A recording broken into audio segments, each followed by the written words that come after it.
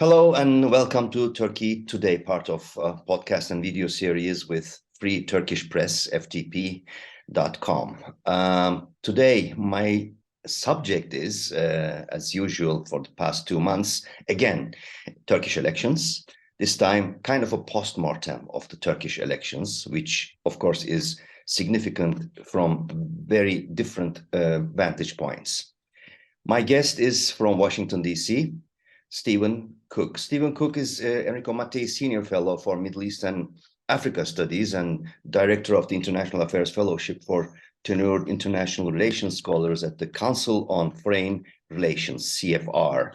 Expert on Arab and Turkish politics as well as U.S. Middle East policy. He is the author of False Dawn, Protest, Democracy and Violence in the Middle East, The Struggle for Egypt from Nasir to Tahrir Square, and Ruling but Not Governing, the Military and Political Development in Egypt, Algeria, and Turkey. Good to have you here, Stephen. Nice to be with you, Yavuz. Let's start our analysis of this significant event in a broader and historical perspective. You were a keen monitor and follower and observer of this development. How do you define these election results? Well, I think if we're going to put it in a kind of broader and global perspective, one of the things that that has interested me in looking at these elections while they were happening and since is how actually do we define Turkey as a result? There was a mini debate over social media among some colleagues and I about this issue. The question, does competitive authoritarianism mean anything any longer? Illiberal democracy. Illiberal democracy, competitive authoritarianism, elected autocracy. What do any of these labels mean? And I wonder if some of the qualifiers still are important. When people talk about competitive authoritarianism, they're using it really in relative terms, which is that Turkey's electoral process means more than the electoral process in Egypt, for example. Take another country that I spent a lot of time thinking about. But is that really meaningful? Knowing what we know about the Egyptian political system and also knowing now what we know about the Turkish political system, which is that Erdoğan continues to win and use all kinds of means in order to ensure the outcome that he and the Justice and Development Party like. What is different about, for example, Egypt and Turkey is that in Turkey, people infuse their vote with meaning, and therefore you get these huge turnouts. But I wonder if after this election, whether people are still going to do that. And so I wonder at what point can we move Turkey from the illiberal democracy or competitive authoritarian or whatever, from that category to another one, which is just plain old authoritarianism. And I wonder whether this is really a hinge election and now Erdoğan kind of legacy building, although of course he says he's going to be the president until he goes to the grave, but whether and he's been talking about writing a new constitution, my sense is that they'll want to lock in the changes that the Justice and Development Party has made over the course of the last 20 years, which will really put Turkey on a very different trajectory than it was. Sure, there'll continue to be elections. All authoritarians like to situate their rule and their legitimacy in constitutionalism and elections, but that doesn't necessarily mean that the votes that people have infused with meaning and power in the past in Turkey will continue. I think it's something for us to watch. I think broadly speaking, globally, it was a blow to democracy, even though, leaders like President Biden and European leaders were relatively quick to congratulate President Erdoğan. I wonder if we could, kind of replay the tape and we could erase the conflict in Ukraine, how quickly those leaders would move to congratulate President Erdoğan on his victory. But nevertheless, it happened, and I do think it's a blow to democracy for Erdoğan to have won in the way in which he has won, where there remain lots of questions about the conduct of the elections. The OECD, after the first round, said it was concerned about the transparency of the administration of the elections. And then, of course, the things that happened well before, the disqualification of Ekrem İmamoğlu, the mayor of Istanbul, the way in which the government instrumentalizes the media and other aspects of the state in order to give it an advantage, are all things that really give them the advantage. One question mark is, of course, on the agenda. As soon as the second leg, the runoff of the elections produced the result, some of the colleagues and analysts are now trying to find an answer to, has Turkey passed the threshold into a much rougher and tougher form of authoritarianism, leaving behind sort of a soft cell autocracy? There are even those in our discussions suggesting that it's the phase of consolidating a sort of Turkish-style fascism. Where would you place Turkey now after these elections in terms of these? I think that's right. I think, and that's my concern, is that we are moving from that this election may in fact be that moment where we move from this competitive authoritarianism or illiberal democracy to something that looks more like an authoritarian system, where I like that fascism with a soft center.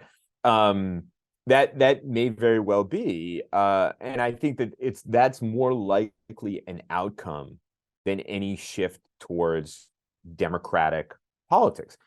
For the longest time, Erdoğan has governed that half of the country that supports him and intimidated the other half of the country. And if he wants to consolidate the changes that he has made over the course of the last 20 years, he's going to need authoritarian institutions to help him do that. And that's clearly what's in train with the new constitution.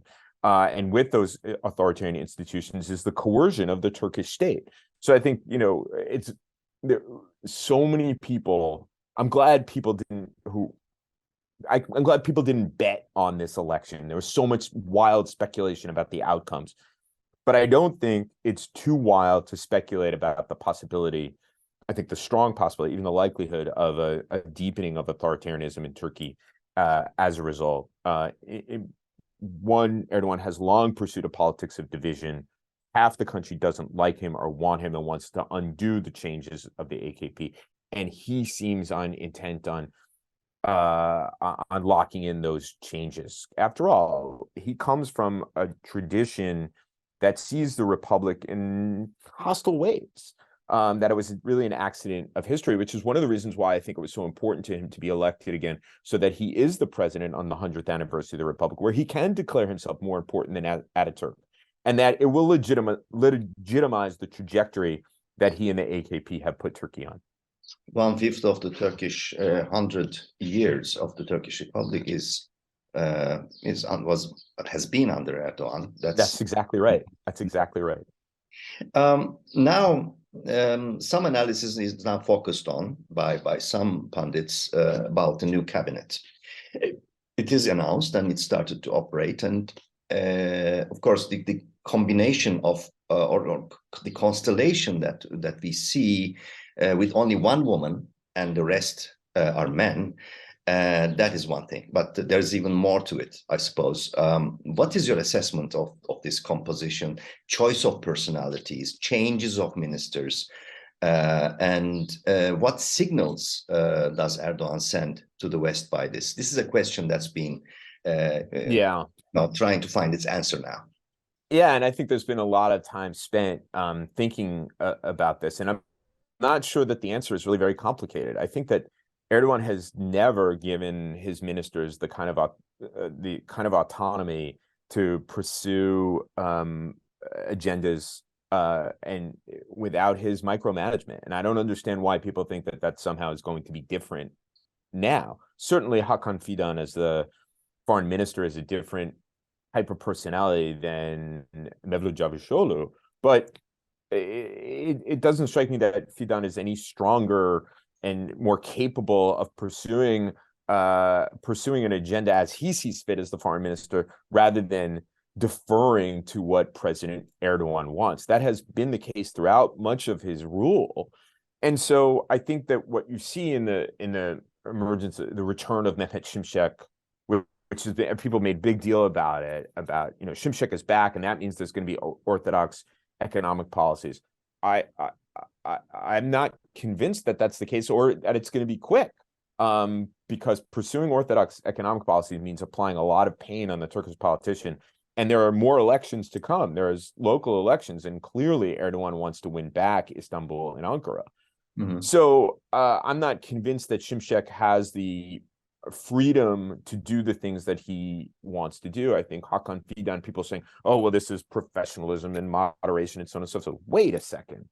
This was Erdogan's way into Iran and the Islamic Revolutionary Guard Corps and the connection to extremist groups in northern Syria. Now, you may want to say that this is what spy masters are supposed to do, but there's nothing in his record that would suggest that he's a professional diplomat, that others trust him, or that he's a good guy. I mean, he presided over the disappearances and harassment of Turkish dissidents around the globe as the head of the Turkish National Intelligence Organization. So I think moderate is a misnomer, maybe perhaps not as clownish as Mevlut Cavusoglu, but I don't see this person as a moderate. And then Ibrahim Kalin, as now the new head of the Turkish intelligence, he's someone who's well known in Washington.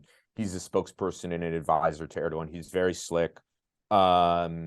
He's obviously more presentable than some of these other people, but he is someone who understands where the power is. He was a long time ago Ahmet Davutoglu's guy in Washington. He ran his think tank in Washington and then pivoted relatively easily to be at Erdogan's side through all of the kind of really bad things that have happened in Turkey over the last decade or more. So why these people are being portrayed as a moderate, as a turn to the West, perhaps because Eurasianists in Turkey think that this is a pro-American cabinet, but it is hardly the case that these are moderates. And I suspect that what we see right now is what we're going to get. Maybe these personalities seem to me to be more window dressing than anything else.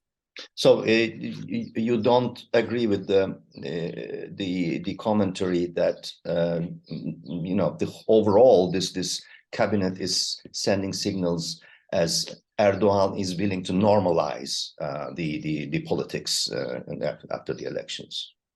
I don't read it that way. Maybe I'm wrong, but I think just because you have these different individuals,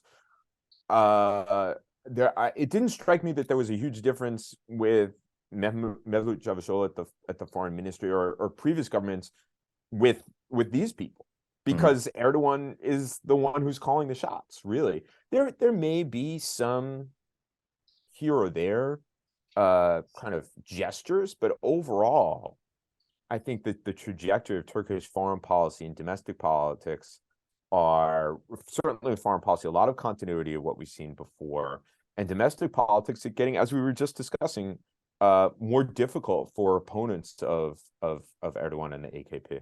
In touching Hakan Fidan, you have fallen short of reminding us of an episode that I think you have either commented or written about, the meeting exactly 10 or nearly exactly 10 years ago, just before Gezi in White House, with Fidan being present together with Erdogan versus Obama and his team. Yeah, I once again, just because these guys are appended to Erdogan, once again, doesn't mean that they're independent or that they're moderate, or whether they met with their American counterparts before. Are moderate. Hakan Fidan is deeply involved in a lot of very kind of questionable things that the Turkish government has done in Syria, with Iran, abroad more generally.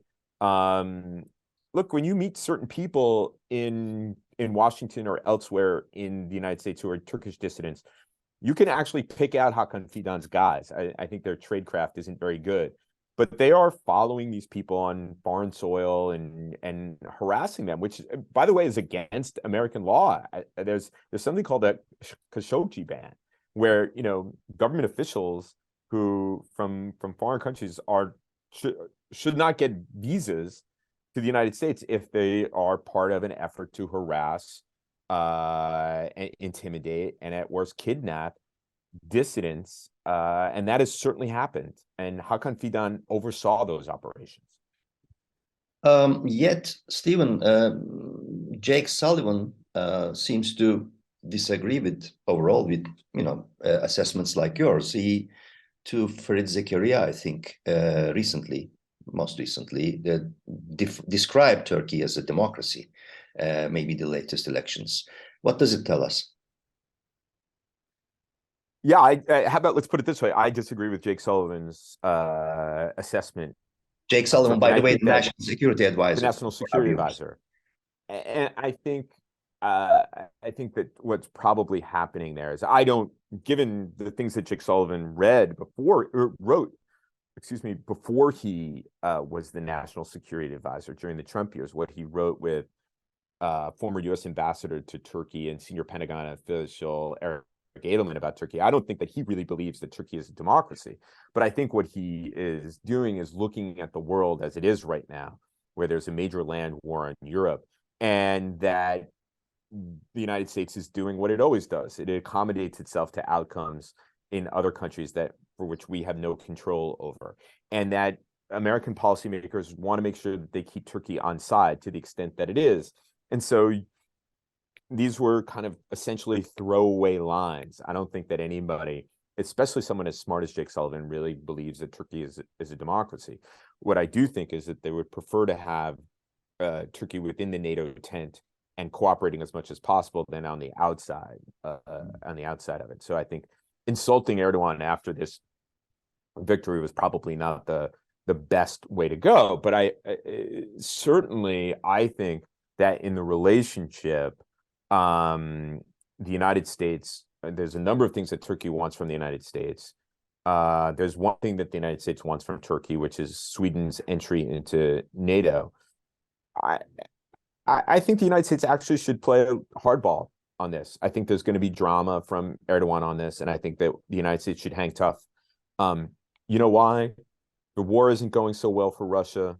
It's not like Russia's not likely to, as a result of the war going poorly for Russia, is not likely to threaten Sweden. And the exigency, the emergency of getting Sweden and Finland into NATO just doesn't seem to me to be the same as it was in the winter and spring of 2022. And I think that there's some breathing space for the United States. Already, Sweden is being integrated in NATO military structures without the Turkish okay. So I think we need to hold out for something more from Erdoğan in order before we're willing to part with things like F-16s and other goodies that Erdoğan would like. So you're still skeptical about, the news reaching us that Sweden's entry is now happening before Vilnius or in Vilnius? I think it will. I think it will happen, but I think they're not playing hardball enough so far. I think it will happen, but I think that the fact that this is already kind of an issue and something that speaks to the drama that the Turks have wanted to demonstrate. And I think Erdoğan was reelected. He views his reelection as if he has a mandate, not that it was closed, not that he was sent to, and I think he's going to want to show people that he's a big deal. So I think that there will be drama. I think that Turkish officials are saying that it will happen. It was probably my understanding was based on recent visits by Turkish officials to Washington prior to the election that Turkey was supposed to have already. The Swedish government was supposed to have put in place by early June, and that shortly thereafter Turkey would give the green light for Sweden. It's June 8th. And it's not happening. It's not happening. We're still talking about it. We're still speculating about it. The administration is taking Congress's temperature about F-16s. So I think. I was discussing with a Swedish colleague yesterday about the upcoming meeting between Swedish and Turkish official teams about the same subject. And we were really asking ourselves in our discussion, conversation, that there has been a trilateral meetings between U.S., Turkey, and Sweden earlier in the past decade, and we were asking ourselves why the Swedish side didn't come out with such an idea, because the U.S. is far more an actor than Finland in this triangle, and we had no answers. Look, the fact that there's going to be more meetings suggests exactly what I'm saying, that there's drama over this issue. And this is the way in which I think often the Turkish government demonstrates its influence within NATO councils. I don't think that there's any serious analyst who is not either in the pay of the Turkish government or is in the tank for the AKP or is a member of the government who actually believes that the people in Sweden are a national, and as a result, Sweden poses a threat to Turkish security. And so I think that this, kind of making this a big deal is a way to play politics in NATO and thus play politics at home. I don't think we can just kind of dismiss the fact that the Turks are making these claims that they'll let Sweden in and that it'll be relatively unproblematic. I certainly hope that that is the case. I mean, it's been going on for some time now, and I think unnecessarily so. But there's a kind of broader issue here. I remember I was once in a debate with someone who's now a very senior U.S. government official about the character of the U.S.-Turkey relationship. And I was saying that, first of all, I didn't think that the Turkey actually really wanted, under Erdogan, Turkey really wanted to be a strategic ally of the United States, strategic partner of the United States. It was in NATO, that was fine, but it didn't want to be. And this individual said, well, look at all these working groups we have with the Turks. And I said, let me ask you a question. Do we have those working groups with the UK? Do we have those working groups with Canada? Do we have those working groups with Australia? Do we have those working groups with New Zealand? And the answer to all those things were no. And those are actually strategic partners of the United States. You can throw in the French there as well. The answer is no. What strikes me is all these working groups are essentially these issues that are ginned up by Turkey to demonstrate to everybody that it has this power and influence to do these things. It's not a reflection of how close the relationship is. And I think that a lot of this is determined by what Erdogan and the press, which is, mostly in the hands of supporters of Erdogan, can report about how Turkey is throwing its weight around in these international councils like NATO and the bilateral relationship with the United States. Two more questions before I let you go. Speaking of the foreign policy, which seems now linked to Turkey's fading economic outlook because of the perfect storm, as some point out, is approaching. That's more than ever before synced to these two issues. Do we expect any changes at all? For example, you entered this subject: Turkish-U.S. relations, Turkish-NATO relations, Turkish-EU relations, and also what about the conflict spots such as Syria, Greece, Eastern Mediterranean, Caucasus?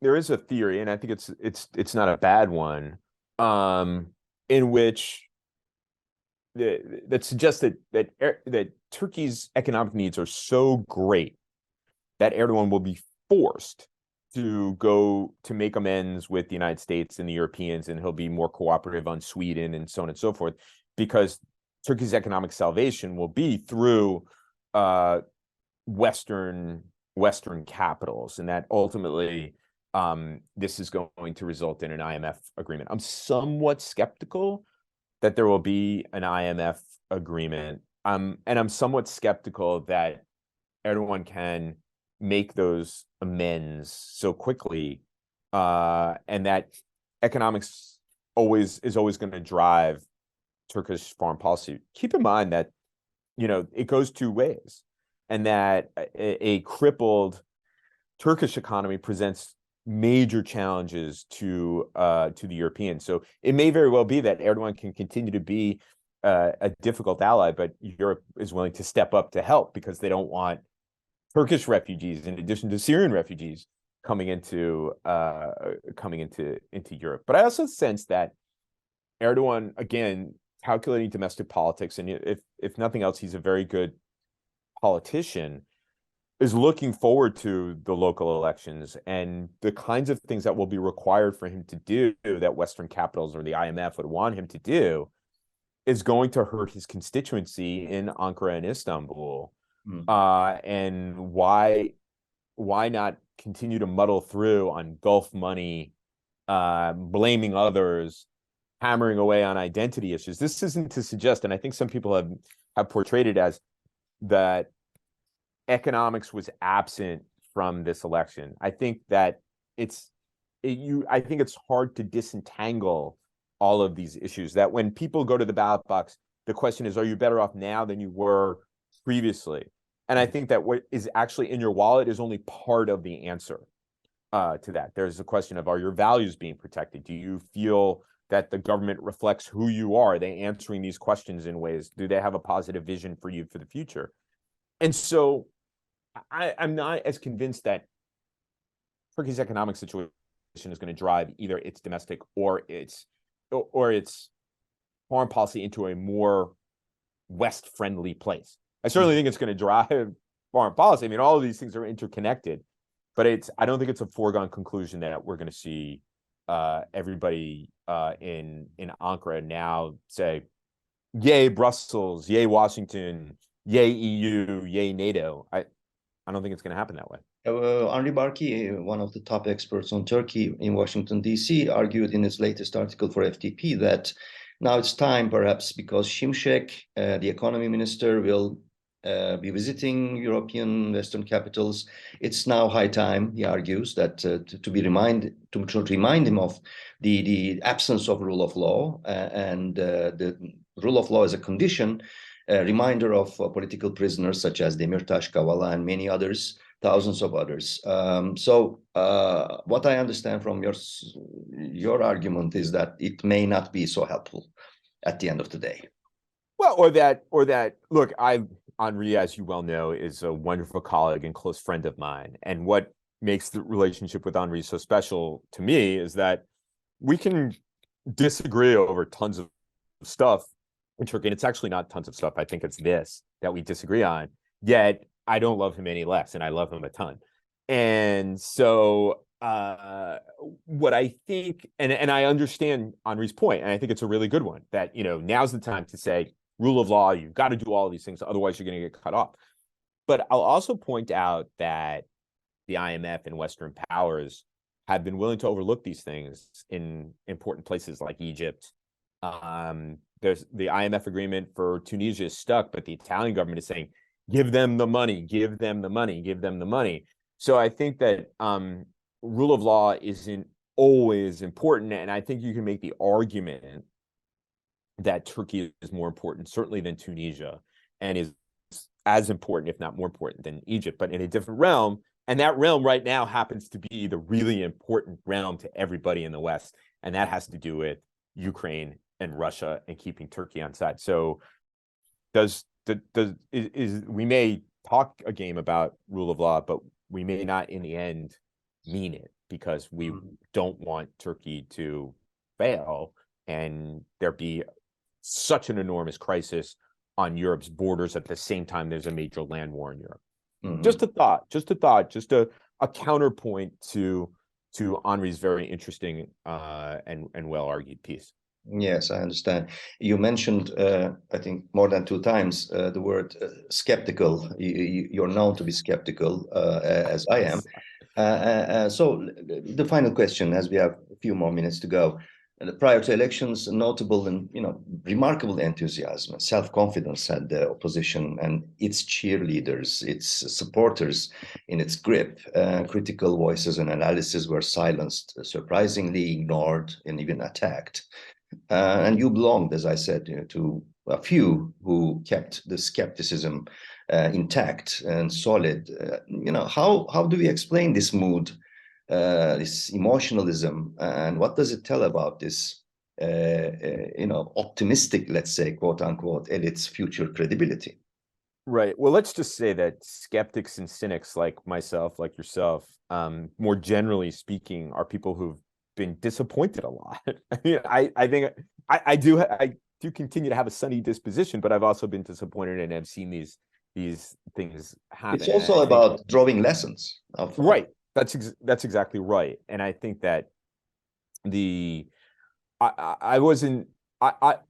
think the what I was calling for, I think what you and others were calling for, was not necessarily to say Kılıçdaroğlu is definitely going to lose, but let's temper our enthusiasm and look at the situation as it is and what the real significant obstacles are to an opposition victory, even with a terrible economic situation, a devastating earthquake, a descent into authoritarianism. All of the things that Erdogan had going against him, I think, were accentuated without really thinking as clearly about what he had going for him. And among the things that he had going for him, including the kind of electoral chicanery and so on and so forth, was a message that actually resonated with people, a message about identity, about culture, about democracy, about his stewardship of the economy during a good portion of his 20 years as at the helm of Turkey. So I think there was a certain amount of irrational exuberance. I don't want to embarrass anybody. I don't mean to, but I do think as analysts, we need to draw lessons from previous experiences. And people would say, well, look at 2019 and the Istanbul elections. And I think it's a Turkish saying, you can't bathe in the same bathwater twice. So maybe Erdogan wouldn't have tried what he tried with Binali Yildirim in the 2019 mayor election in Istanbul, but maybe he'll try something else. Yeah. And just because half the country hates him doesn't mean that the other half is suddenly going to hate him as well and not like his message. And that is, I think, important for us to keep forward. But for the skeptics, was a lesson to be not too skeptical, not to say, oh, Erdogan's a political genius and he knows everything and he has every lever to pull and so on and so forth. I once made that mistake, in fact, with that 2019 elections. And so we really need to be careful when evaluating these things. There is, it's fun to predict, but there's also perils in prediction. Also, your article, just touching on this subject on foreign policy, stands as a reminder for the future. Yes, my co-author, we have to mention my co-author, Sinan Civdi. We thought that it was an appropriate thing to do in between the two rounds to sort of kind of pull people back and say, hey, for the second round, let's try to be more analytic. Yeah. When it comes to this. Yeah. It's doubtful if it was helpful, but it's there as a document. Let's end here, Stephen, because we have almost no time left. Stephen Cook has been my guest in this talk on Turkey today. He's one of the top experts on Middle East and Turkey with the Council on Foreign Relations. Thank you for this conversation, Steve. Thanks, Yavuz. It was great to see you.